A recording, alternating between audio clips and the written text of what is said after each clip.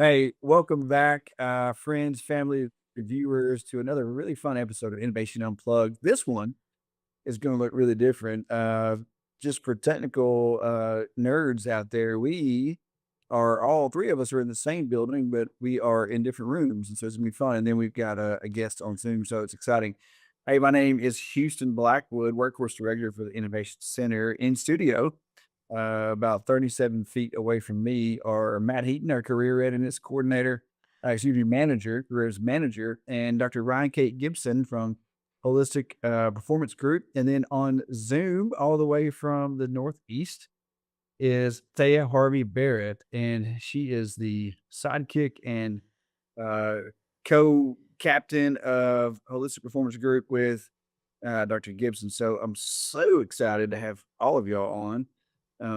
I've been knowing Matt for about 10 years now, and been knowing y'all for, I don't know, when, Dr.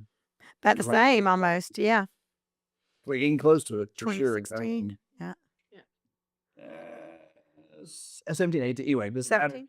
well, yeah, we're all friends here. So it's good to have everybody in. So today is a unique show, obviously in logistics, but we've got a fun story with flawless delivery, and I'm familiar, and I think a lot of the state is very familiar with flawless delivery, and we've done some amazing things together. So it's exciting to tell this. So flawless delivery is a lot of things. It's customer experience, it's employee and emotional intelligence, and different things. It fits a lot of places, and we'll dive into all the areas, the industries that you guys have grown into your product delivery, and so it's amazing. So we're gonna catch on into it. Before we get started with all that, we'll start in studio. Ryan-Cate, just give us a very brief background of who you are, where you came from, and how you got to this point. And Taya, you jump in right after her. I am Thea Harvey-Barrett, and throughout my career, long before we started Holistic Performance Group, I worked in like all areas of hospitality, from housekeeping to banquet waitress to reservations and front desk to event planning. And I also had the opportunity to travel a lot for my various jobs in my life. And so I've been both a guest and on the other side. And so when we came to put Flawless Delivery together, it was a really important moment for me to be able to bring all of that together with the human skills side of things and create this training that really seems to be working for the hospitality and tourism workforce in Alabama. Yeah, absolutely. That was my first experience with y'all. I worked at one of the community colleges at the time, and we wrote a bunch of those EITP grants. And there was one time, y'all need to know that we had the most in the state. Calhoun and y'all, we were killing it, and it was a good time. But that's when I first learned about y'all's program. I saw it in person. Never participated, I think, because I've never had an invitation to actually go through the course. Kidding. I'm kidding. I'm kidding. But no, I've seen it firsthand, and it really is good because it dives deep into the what we catch in the hospitality world, that burnout, that frontline empowerment of being, hey, yes, I am whatever role, but here's why I am going to give you a good service. And here's why my particular position matters, and helping people walk in that authority of that. So, what's really cool about this is that your course really meshes well with the technical side of our skills for success hospitality programs, food and beverage, hotel operations, barista. Coming up soon, like actually piloting very right now, is mastering the customer experience, which is a technical side of it, but we don't touch the emotional intelligence side. So I think you guys have a lot of growth coming up soon, but y'all been partnered with our colleges for a while, and so it was time to bring y'all on due to that. So it's just exciting to see how we're going to tie all these things together, and not only in the open enrollment for existing industry or new hires, but also in the K-12 world, which is where Matt lives. So one of the things we want to really focus on here is why does that really why do we need that human interaction approach paired with the technical skills, and that's where we're going to fit. So we're going to move on into that, and figure out how that works. So we'll start off for all this question here. Get you guys going. So tell us, way back when flawless delivery, you guys came up with it.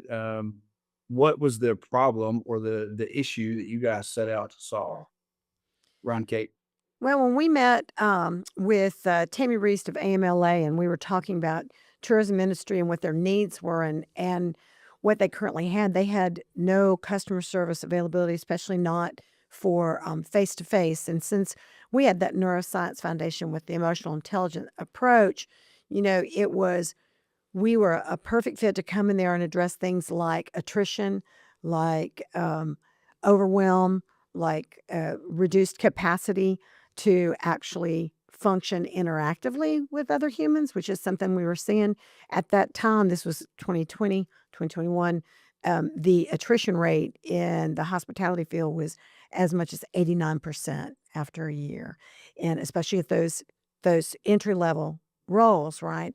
And so we were trying to address one of the problems we were trying to address was that entry level roles were being seen as easily filled and easily left. And we wanted to really address that. Mhm. So, there was, again, a lot of attrition. We wanted to rebuild the workforce from the ground up in a way that really focused on people's capacity and their abilities to do more than they even expect and enjoy it by knowing who they were. Well, enjoying your job is pretty important to stay in there for a long time. But you guys started with empathy, communication, and engagement Mhm. rather than just protocols and procedures. Why was that so important? Well, I mean, there are a lot of different ways to approach training, but for us, our experience is that, nothing survives an encounter with the real world. Like I can come up with all these kind of role plays and kind of this script. Okay, follow the script, say only this, but then real life intercedes. And especially in the 21st century, we got all kinds of things that are happening in real life. And so our approach incorporates from the adult learning perspective the need for adults to actually be actively giving back into what they're currently learning, right? They want to go, oh, yeah, I've been in the field for 10 years. Mhm. Oh, that's a good point. They want to be able to have input into what they're doing. And then we need to keep it fun, right? We need to really keep adults, adults are like, I'm not going to sit there like I'm 10, and have you lecture. So we are not sage on the stage kind of people. We're incredibly experiential. All of our trainings involve a lot of activities, interactivities that practice these skills that we're focusing in on the emotional intelligence, utilizing your empathy, being capable of communicating outside your personal box in order for people to develop that strength of character, if you will, that helps them to feel confident in these instances. And also we use play and gamification to help people have a sense of fun and lightheartedness, but then they also begin to feel safe in what they're doing, that they're not going to be judged for trying something a little different or a little odd. And we found that that's invaluable. I mean, our people leave when our participants graduate, they're pumped. They feel like they have gained something valuable, and they know that we've gained something valuable from them, right? So that's another piece of it is that they know when they walk away that our trainers, myself, Taya, all of our people, that we're excited about who we've met and what they've brought to the table. And we continue to work on our curriculum over time to use their experiences, their strength, their hopes to help us ever more bring our training so that we're doing best practices across the board. Yeah, that's all true. That it's very interactive, your course. But one thing I think what you do best is you put everything in the customer or the guest perspective. Mhm. Everything y'all do is how does it look from Bobby, who just got to the nice hotel and he's tired and at the end of the day and he's frustrated, whatever. And you're walking your participants through Bobby's shoes the whole time. Why is that so important? It's invaluable because, okay, humans, we want to kind of get stuck in a certain perspective. Like our brains just really want to be habituated. We want to be, oh, I'm the front desk manager. That's how I see the world. So when we can encourage people to take a step to the left, let's shift your perspective just a little bit. And we have some activities that we do that are neuroscience based that really help people to make that transition. And when they do that, then they're able to see, oh, wow, things really look different just from this one step to the left. And then we begin, and we focus on this throughout the course. We do things like conflict resolution trainings that are incorporated into Flawless that work on perspective shifting in a way that increases that empathy and that compassion so that people are like, wow, okay, I'm able to be objective enough to depersonalize what's coming at me, because sometimes, things come at us that are a little outside the norm, and we want to bow up and we want to, kind of bring the tude. And instead, if they have the skill set of, oh, wait a minute, let me just step to the left a little bit.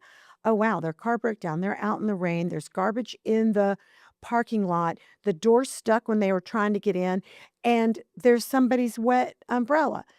Okay, so they're feeling put out. It's not about me.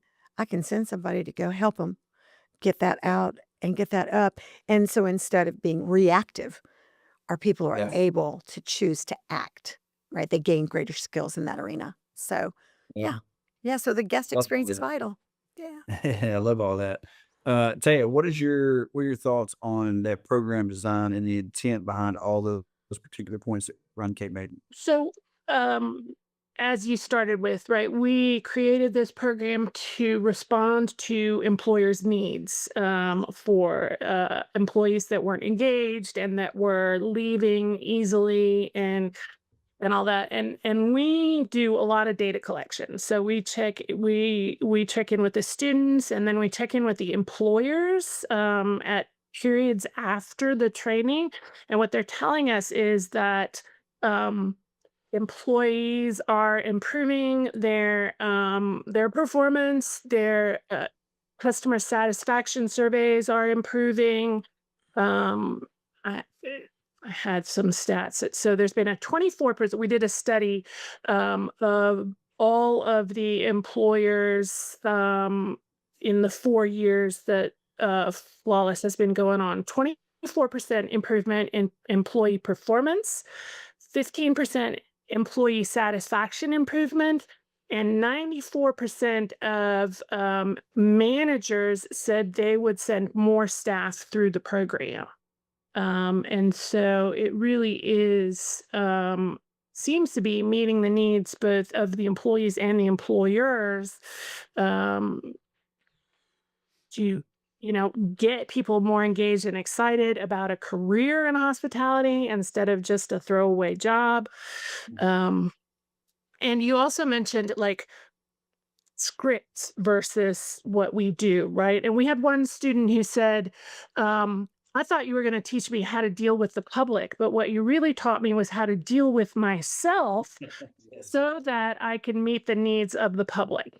And that's my favorite feedback from a student that we've had all along, right? What we're doing is teaching people how to deal with their emotions, other people's emotions, conflict resolution, all of that sort of thing, so that whatever situation arises, whether it be with a coworker or a customer, they're able to meet it. Yeah. Yeah, a lot of times I need to remind myself to, get myself in order before I handle a situation because, how I respond may determine the outcome. So, speaking of outcomes, Matt, why don't you get us into that a little bit? Yeah. Speaking of the impact and real world outcomes, you had mentioned employers, Taya. From an employer's perspective, what changes do you see after the staff completes these courses? So, like I said, we're seeing more engagement, more confidence. A lot of employees, after they go through their course, they're like, oh, now I sort of understand how I'm supposed to do my role. Like they got training in what they were supposed to do, but now they better understand how and why they're doing what they're doing. So that builds confidence, and people are able to show up. And So it's not just compliance based, it's like really shifting perspectives, as Ryan-Cate talked about, and allowing people to meet the needs of any particular moment. And we are seeing that that is, in fact, happening over time with employers and in properties. So. One of the other things that we've seen, which we really love, is that when we're doing a training, and we really enjoy doing rural as well as urban, and so when we're in a rural area, we've got the janitorial staff, we've got maintenance, we've got front end, we got GMs, and at first people were like, I just do maintenance, I Right. just do the air conditioning repair. Well, but you also have to work with the GM, and you have to work with the front end, and you got to talk to, and you pass clients, and all of our amazing guests in the hall, and when they begin to understand that the training itself is going to help them in all of these relationships, that all of these are customer service, if you will, Mm. because you're facing one another, it's front facing, it makes such a huge difference, and it's really great to see their job satisfaction increase. Right. Yeah. Well, all that being said, are you all seeing an impact in the turnover and the morale? We have seen our follow-up studies showed that people are staying in their jobs longer. I think it's like 93% of people who have been through flawless delivery are still in their jobs or have advanced in their career after 1 year, which is huge compared to the industry average, right?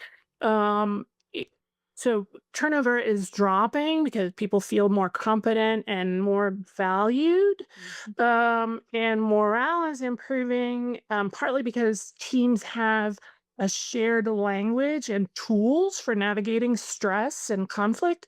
So, a little example: we one of the practices that we use is a lion's breath, which is a neuroscience. But it's silly, but you take a deep breath in and then you go like really loud, and it relieves stress, but it also increases confidence. So one of the hotels that we work with decided to adopt this at their weekly Monday morning huddle. So the entire team gets together on Monday mornings and does a lion's breath together. And so they're like, okay, now we're ready to go get it this week. It's really creating more of a team spirit, and giving them the opportunity to really move forward as a team. And that's been really great to see. So that's a neuroscience based practice, right? That, as T said, it increases confidence, it releases stress. And the other thing is that it brings that sense of lightheartedness Mhm. in, and it raises energy Right. levels, right? So you're creating that team spirit through that sense of shared vulnerability of, yes, I really am waggling my tongue in front of all my people. But it works really, really well. And Taya, with this training, why do you think that the frontline workers are responding so strongly to this type of training? So I think there's a couple of things. One is that, and because we asked this question on our surveys with the employees, have you ever had this type of professional training before? And a lot of people answer no, right? It's the first time that they've ever been invested in by their employers. And that obviously, like we said, builds confidence, builds trust between the employer and the employees, between management and workers. It gives people this idea that they matter. Like Ryan said, even the people who don't think of themselves as customer facing understand that they are part of the entire system that creates a good experience for employees and for customers. And it gives them a feeling of dignity and self-worth, which also helps in conflict resolution because you can, come to it a little bit more confidently and more calmly if you believe that you're an important cog in the machine. And so it's really energizing for the employees to feel invested in this way. And we don't mean to imply that employers aren't providing training for their incoming employees. That's not what we're saying. What we're saying is what we bring to the table is really different, but it's really supportive of it. And really, Right. I always talk about, we're all about being cooperative. Like, that's our groove, right? How can we support what you do? How do you support what we do? And we all come together, because what we're training people in are, for lack of a better word, basic human life skills, right? Of being able to communicate, being able to handle stress, being able to navigate conflict, And when employers bring their new employees on board, they are onboarding them in vital skills, technical Right. skills, right? Skills for success. Each of our major hoteliers have very branded, wonderful strategies and practices that they use, but we're doing face to face using that kind of neuroscience space, using the approach of if we strengthen your human centered skills, we bring everything to the fore, your empathy, your compassion, your capacity, right? Mhm. And that's one thing that AI can't do. AI can't do. Think on your feet, be empathetic to what's happening in that moment. Right. It's going So down. it's an added asset or skill set, whether you're onboarding or upskilling in your current role. Yeah. Everybody can use it, whether you're going to need it on a daily basis or not. There's going to time you need it, so it's in your back pocket to use. So, are y'all seeing, or what feedback are you getting from participants that have gone through this that have stood out the most? Um, we've had we've had some amazing responses. Some of our participants kind of consistently talk about, I had no idea that I didn't have to be angry all the time, right? I had no idea that I could release my anger and then I have better communications with my fellow coworkers. Like that's a beauty.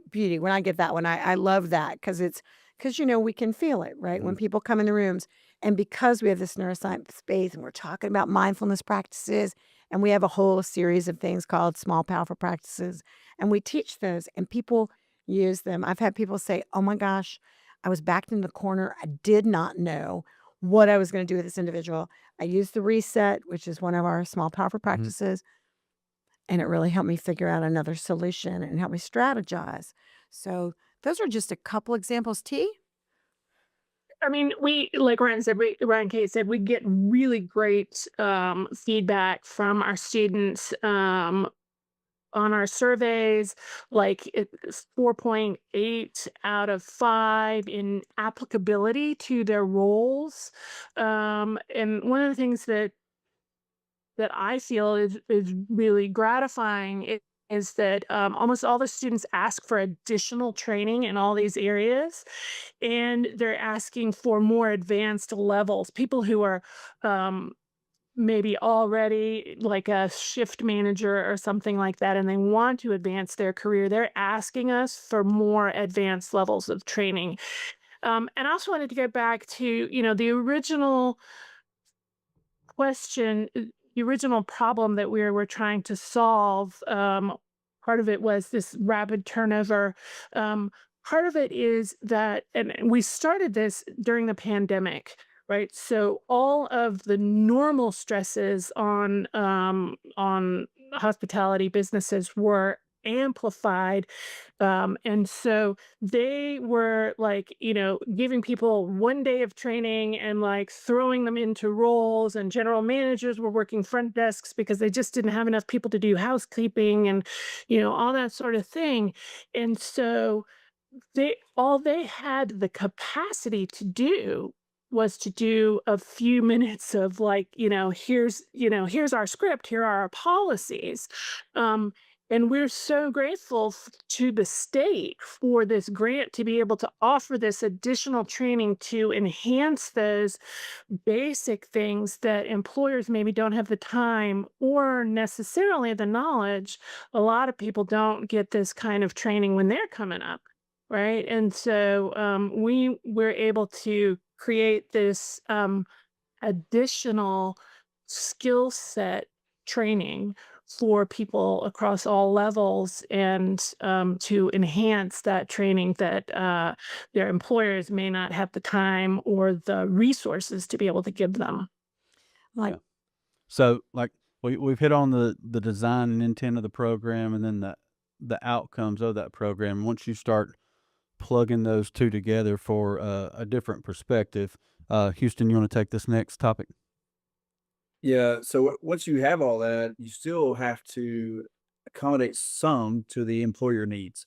Because a hotel is one thing, a restaurant is something different. And I know y'all have gotten into some industry, some manufacturing as well. I believe it was in North. It was an industry, and it escapes me now, but you did some leadership training with them too. And so, how is it that you guys take this I understand me before you, so I know what I'm saying. How do y'all take that and apply it to different employer needs, different industries? Well, it's a really good question. So, one of the things that we focus on, again, if you look at our differentiators, right, as a company, we do neuroscience based training, which involves our EI. We do differentiated learning practices, which means we assess the room. Who's in the room? Are they literate? Are they illiterate? How do they learn? Visually? Do they learn experientially? Do they learn hands on, kinetically? And we also really believe in the co training model because that way, if we're completely different personalities and I'm doing a training with you, you're going to see us walking our talk. You're going to see how this actually works in real life, which is invaluable. So, whether we're doing a training for example, flawless delivery, customer service in tourism, which covers, again, hoteliers, restaurants, accommodations, I try to remind people, for example, Hartselle is a local town. They're famous for their antiques. All of those retailers could definitely attend a Flawless because they are a huge part of tourism in Hartselle, just like with the Depot days, right?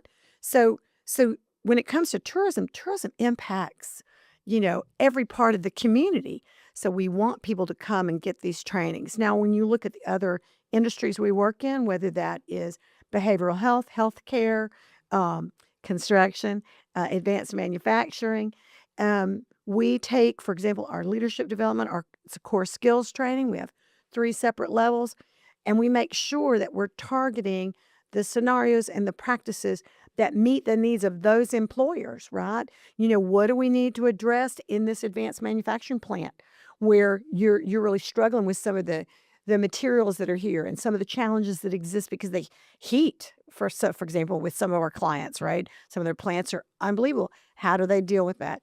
Same with healthcare. How do you walk your talk? Same with, behavioral health, how do you guys implement these things? So basically, because we're a women-owned small business, we're able to really, tweak our offerings so that they meet our industry needs. So basically, anywhere there's humans, there's going to be communication issues. There's going to be, conflicts that come up. So this stuff is applicable across all human endeavors. Not to be grandiose, but it really is any place that humans interact with humans. And so, like, one of my favorite stories to tell is we were working with an advanced manufacturing company. In a little bit different format. So we were working with their departmental heads over about 6 months, and about halfway through that, there was a small department where that was consistently behind quota, um, because one of the guys just was not able to keep up, and everybody was mad. The person who couldn't do his job was mad. Everybody around him was mad. um, After working with us for a few months, the department head figured out that this guy was not receiving his instructions, wasn't able to execute on written instructions for whatever reason, right?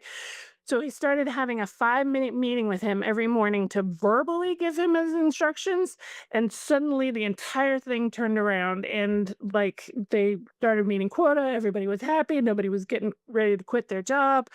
But it took a little while for the supervisor to realize that it was just a communication tweak, right? That it wasn't more training that was needed. It wasn't, that this person needed to be fired.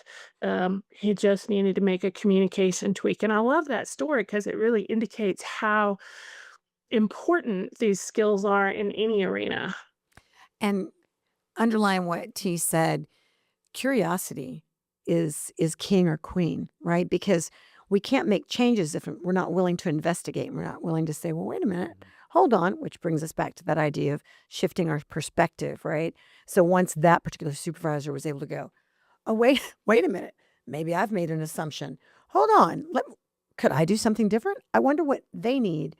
Then that shifts the entire paradigm. Right. So Yeah, that's a great segue. Thinking about our two biggest sectors are heavy equipment and CDL, probably reverse order.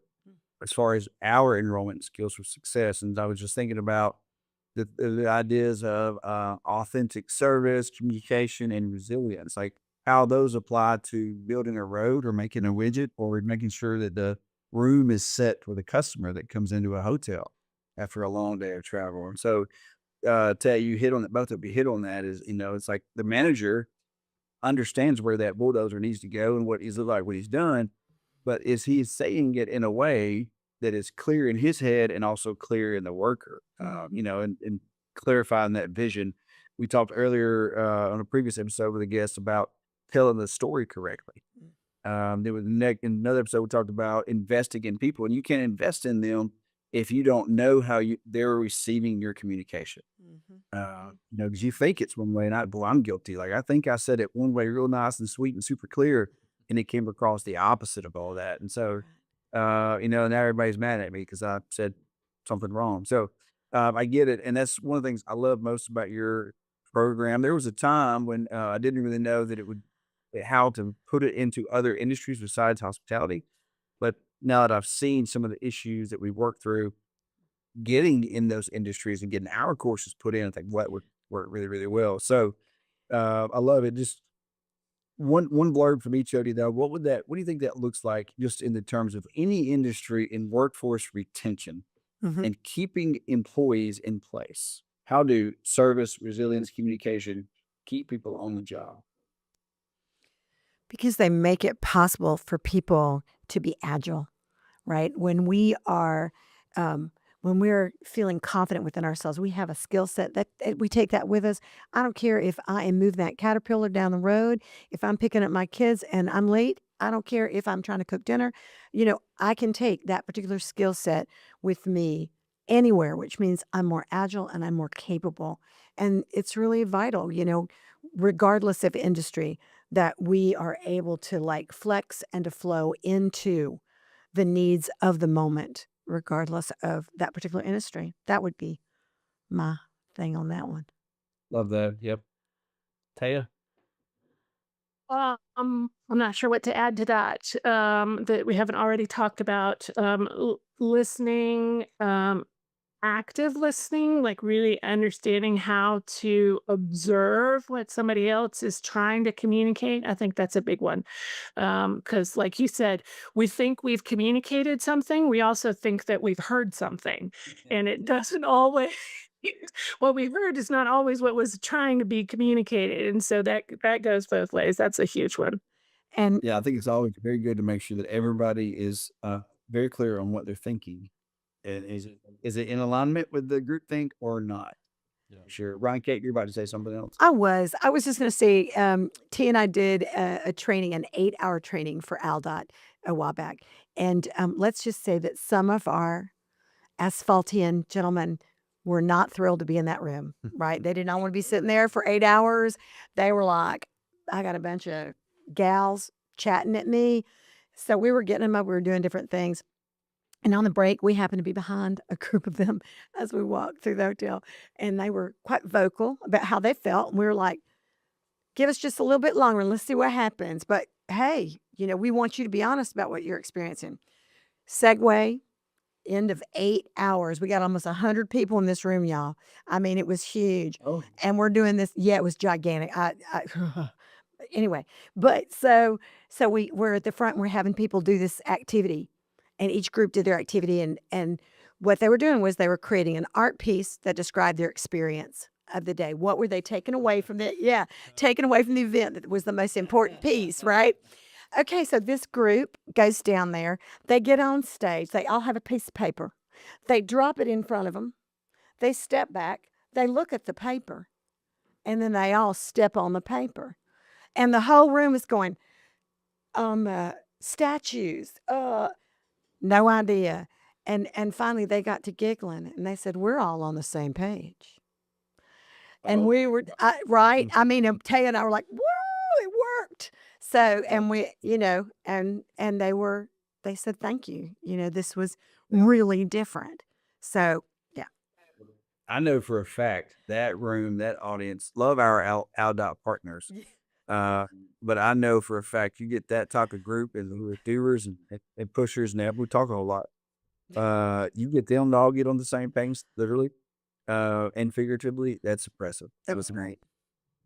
So, I'm just going to make a note here, just for the listening audience, of the two people that follow our show. There's a lot. You guys started out in the hospitality world, primarily hotels, but now you've gotten into hotels, you've gotten into restaurants. Now you're into manufacturing. You're into, I call it government, outdoor type places, which is maybe construction, but still a government type entity. So you guys have really expanded your scope of industries served and different sectors. And so just want to make that known, when we close this thing out later. You're not a one-stop shop. You're not a one spot shop. You're like, Note song. yeah, one note song for sure. Yeah. So we're getting a little bit long in the tooth here. Matt, let's put these ladies through the lightning round. How about that? All right. So lightning round, rapid fire. We're going to have 3 separate questions, 1 sentence answer from each of you. Question number 1, and we'll start with you, Ryan-Cate. 1 skill every frontline worker needs today. Active listening. They got to be able to listen with curiosity and not with the answer in mind. Just listen to understand. There's a big difference in listening to understand and listening to respond. Mm-hmm. Thea? Intelligent communication. It's good stuff.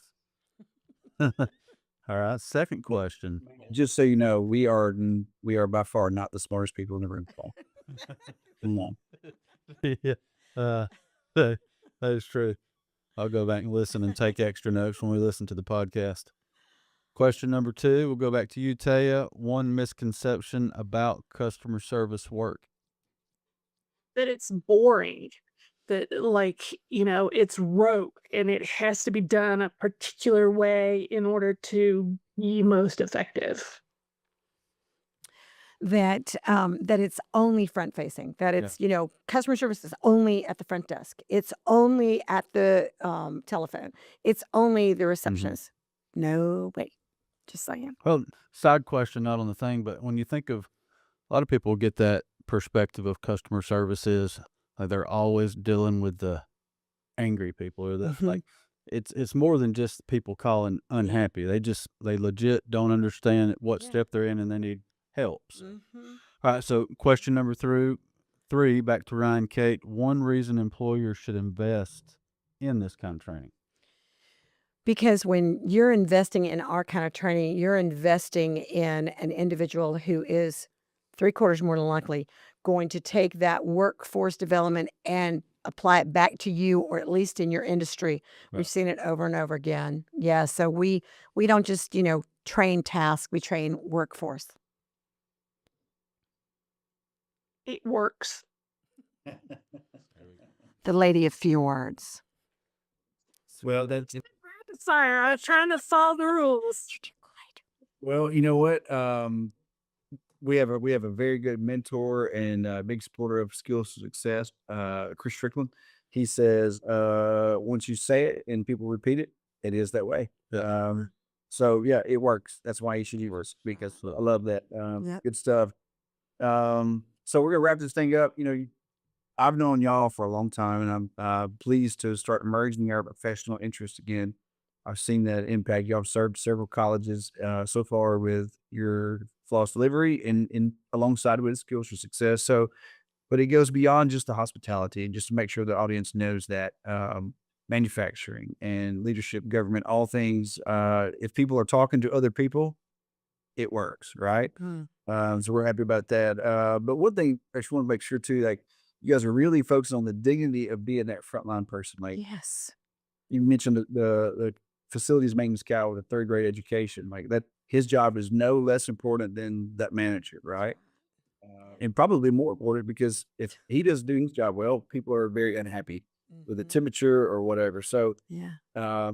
what you do gives people a voice. It gives them authority in their position, and it really allows them, empowers them to walk in that authority, not just to know it, but to walk in it, which is a whole different thing.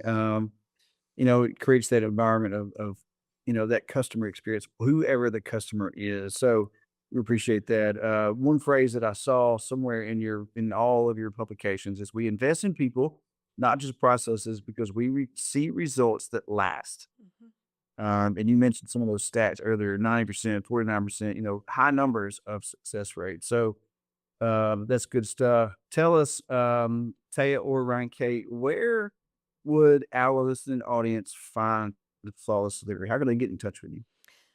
www.flawlessal.com is one way to find our free trainings, which again, supported by the state of Alabama. We've been so invested in, the state saw the worth of the trainings from the get and has been super supportive. And of course, when we get out in the community, rural, urban, that word of mouth is invaluable. But when they go to that website, they'll see pictures of classes, they'll see where classes to register for.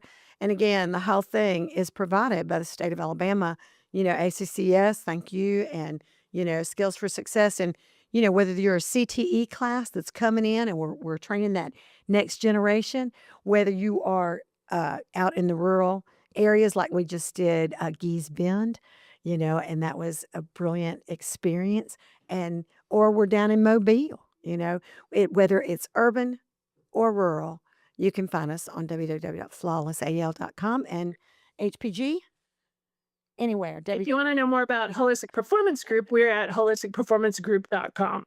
So that's our broader, across all industries website. Right. Well, I can say with complete confidence, trust to the audience that I trust y'all. Been doing emotional and professional work for a long time, and I'm a big fan of you two individual and a big fan of what you do. So good stuff. Final thoughts, Matt. Just thankful again for you two taking the time to be on the podcast with us. Appreciate what you've done and what we know you're going to continue to do and the partnerships we're going to have. Thanks. Good deal. Good deal. Well, good. Ladies, thanks for being here. Matt, it's time to wrap this up like Mike Tomlin's career at the Steepwood. Oh man, that's sad. We're going to be a month behind, but we'll cry again about it. Again, a lot of the discussions we've had today, if you have any questions on the Innovation Center or Skills for Success courses, you can find that information at trainforalabama.com.